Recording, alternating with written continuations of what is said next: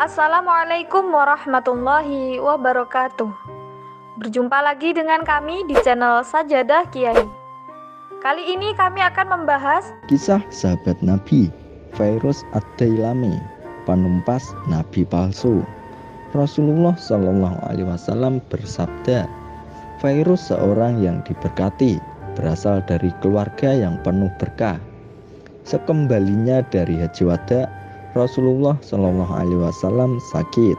Berita tentang sakitnya Rasulullah ini pun menyebar ke seluruh Jazirah Arab. 3 orang tokoh yang berpengaruh murtad dari agama Islam begitu mendengar berita tersebut.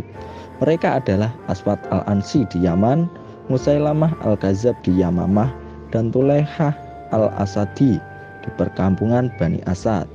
Ketiga-tiganya mengklaim dirinya sebagai nabi yang diutus kepada kaumnya, sebagaimana Nabi Muhammad SAW yang diutus kepada Quraisy. Aswad Al-Ansi adalah tukang tenung yang menyebar kejahatan dengan mengelabui mata korbannya dengan mempergunakan musawwid, semacam alat sulap untuk menyihir mata orang. Al-Ansi bertubuh kekar dan kuat, pandai bicara dan menyesatkan orang. Ketika itu pemerintahan di Yaman dipegang oleh golongan Abna yang dikepalai oleh pemimpin mereka, yaitu Fairuz Ad-Dailami, sahabat Rasulullah SAW. Abna adalah nama bagi golongan masyarakat Yaman. Bapak mereka orang Persia yang merantau jauh dari negeri mereka, dan ibu-ibu mereka adalah orang Arab. Raja Yaman saat itu adalah Bazan. Ketika Islam meluaskan dakwahnya, Bazan menjadi raja sekaligus kuasai Kisra, Maharaja Persia. Orang yang mula-mula menjadi pengikut gerakan Aswad Al-Ansi adalah kaumnya sendiri, Bani Mazid. Dengan pengikut-pengikutnya itu, mula-mula Aswad menerkam Sana'a. Sahar putra Badan dibunuhnya. Istri Sahar putri Dadan dikawinnya dengan paksa.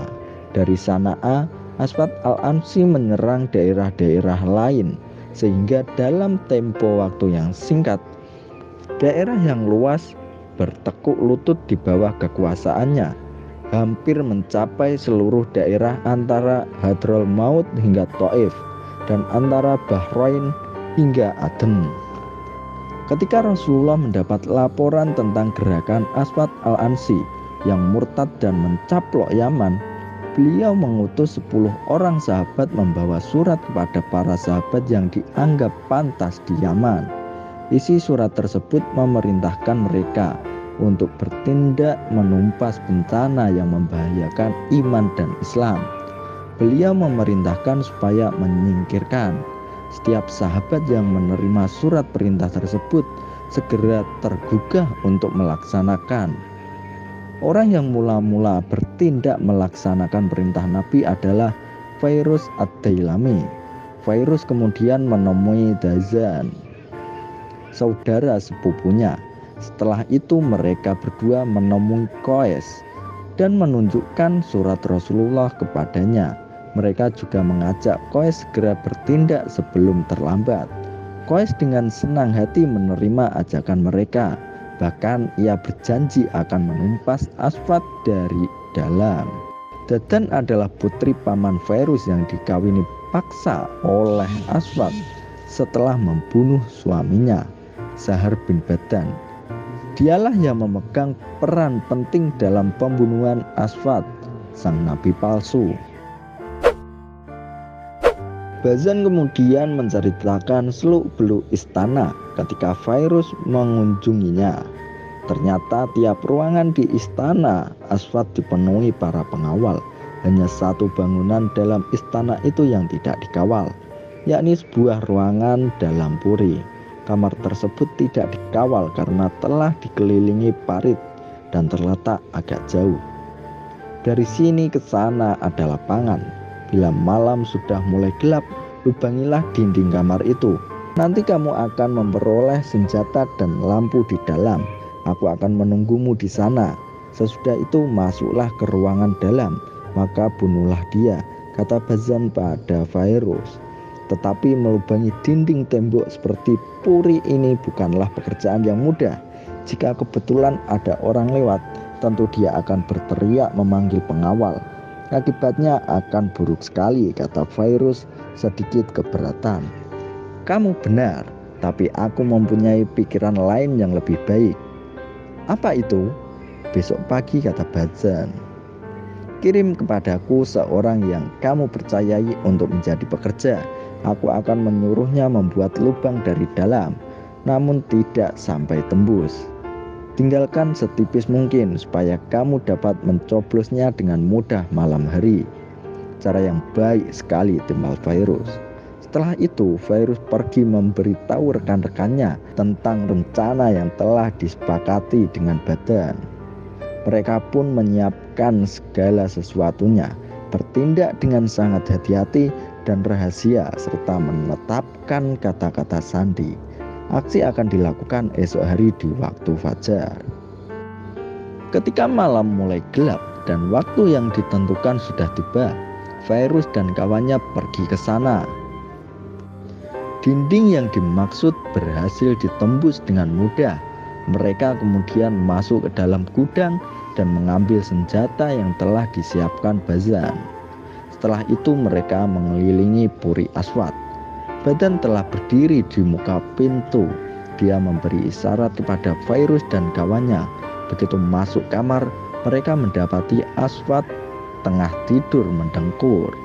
Fairuz kemudian mengayunkan pedangnya ke leher Aswad yang membuatnya melenguh seperti sapi, kemudian mengelepar-gelepar.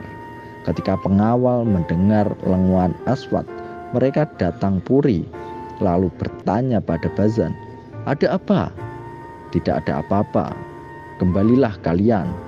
Nabi Allah sedang mendapat wahyu," kata Bazan. Para pengawal kembali tanpa kecurigaan sedikit pun. Fairuz dan kawannya tetap berada di istana hingga fajar. Setelah terbit fajar, Fairuz naik ke sebuah pilar lalu berseru lantang, "Aku bersaksi bahwa tiada Tuhan selain Allah, dan aku bersaksi bahwa Nabi Muhammad utusan Allah, dan aku bersaksi bahwa Aswad al-Ansi sesungguhnya adalah seorang pendusta." Kalimat terakhir adalah sandi yang telah mereka disepakati Fairuz dengan kawan-kawan muslimin lainnya. Mendengar teriakan Fairuz, kaum muslimin berhamburan ke istana dari segala penjuru. Para pengawal terkejut kebingungan. Perang tanding pun berkecamuk di pagi buta itu. Fairuz kemudian bergegas kembali ke Puri dan mengambil kepala Aswad yang telah lepas dari tubuhnya. Begitu kembali ke tengah pertempuran, ia langsung melempar kepala itu ke arah pengawal istana.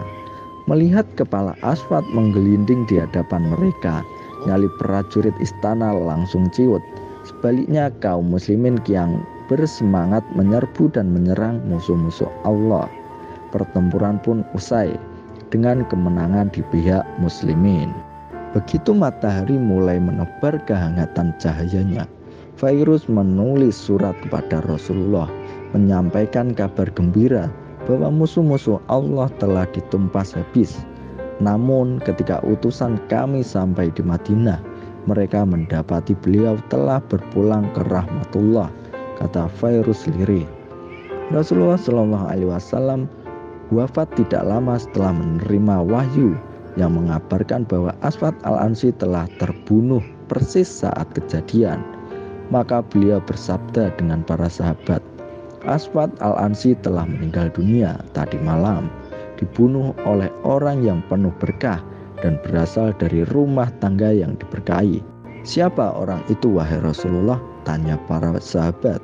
Beliau menjawab, Fairuz menang. Wallahu a'lam.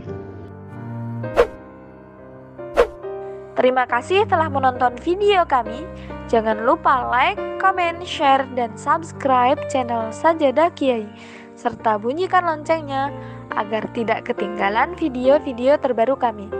Dengan mensubscribe berarti Anda mendukung channel kami, serta membuat kami lebih semangat dan konsisten dalam membuat video-video terbaru. Wassalamualaikum warahmatullahi wabarakatuh.